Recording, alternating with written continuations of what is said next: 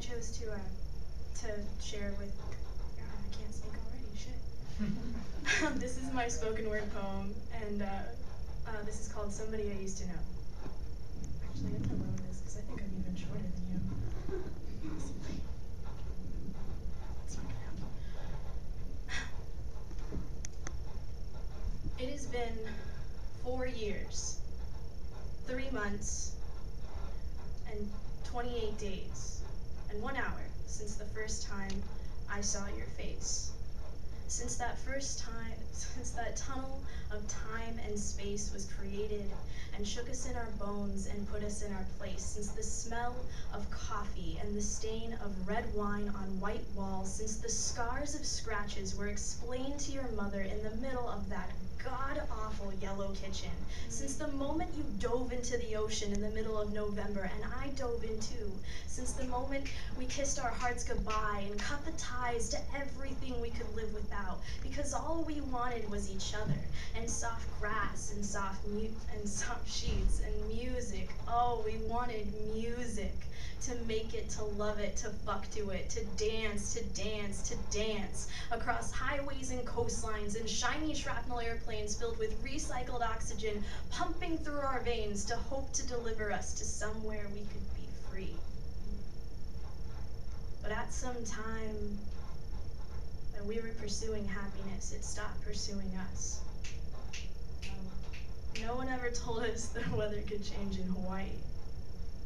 No one ever told us that the earth can open up, swallow you down, until you were looking at some fine silver ring of yesterday, not knowing how you got there or how to climb out.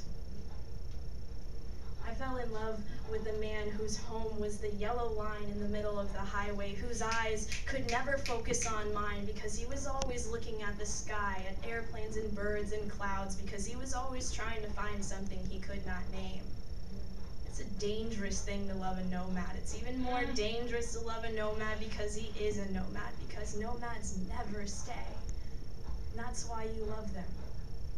So when you're on the side of some green nowhere highway with a no name, just a number, and you're staring into the eyes of every driver trying to tell them that you will not stab them and steal their wallet with all of the nakedness of your thumb, just know that when you scoot your last $4.75 across that gas station counter, that when you breathe in that poison and you breathe out your fears, when you inhale the comfort from the spliff that was always tucked behind your ear, please, please just know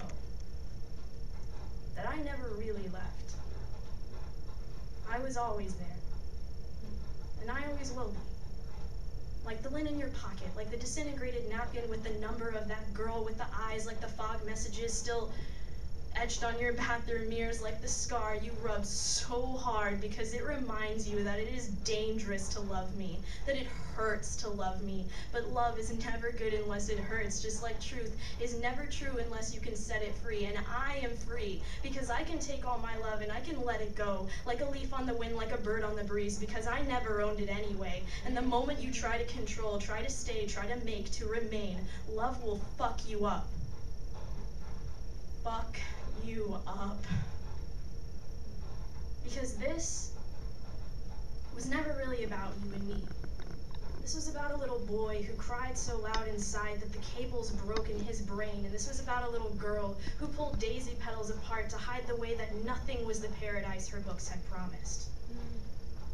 So cheers to the man who could fuck like a star, who could speak like the poet he could not see, who could tear through dreams and lies and lines and rip out my heart because I ripped out his too, and laugh like the earth was on fire, and could dance like the waters were already over our heads, who could whisper me the peace that I could never be, who could sing down the moon for us to eat, and collect dew in the hollows of his palms, and drink every drop of beer ever brewed just because he could.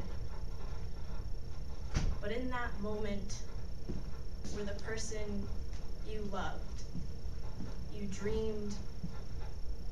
you drove, you hitched, you rode, you flew, you knew, becomes the person that is just someone you used to know. becomes a moment of physical infliction, of bodily rejection, a mental addiction, an ice pick, dragged from tongue to tit, from spine to womb, from soul to lips, a disease that symptoms include the squirreliest of shits, an appetite so diminished you become a husk, because everything is seasoned with the salt that won't stop racing from eyelash to earlobe, a pain that aches so deep it melts the marrow, as you stand heel to heel, as you take the pieces that you could only ever be and break them on each other's eyes and backs and teeth, as you stand heel to heel, mushroom cloud overhead, trying to navigate the scene of Saving Private Ryan your conscious landscape has become, head high, ears ringing, shrapnel glistening like your cross stars used to, a moment racing to find the loveliest of cliffs to dive off of and fling everything that you used to be and everything that you used to know into the new and into the now. The only difference in our descent, our plummet, was the speed of gravity in which you flung yourself into her open arms, and I found the sweet embrace of solitude's cement. And in that moment, where we both kill to find the start, where three little birds rocked wagon wheels and naming trees that made me want your babies and making eyelash wishes and riding roller coasters that made my own ears ring with the sound of my own scream. And isn't that what this has been like, this roller coaster ride of our love, this breaking and bending and screaming and laughing and crying till I feel like dying and stretching my lips to the corners of my ears and trying to dance in the space between the sound of the past beating on the inside of my brain and the taste of the future evaporating from the center of my palm. And in this space, I will meet you at one day, my friend. And I will show you the whites of my teeth and all the colors of my soul.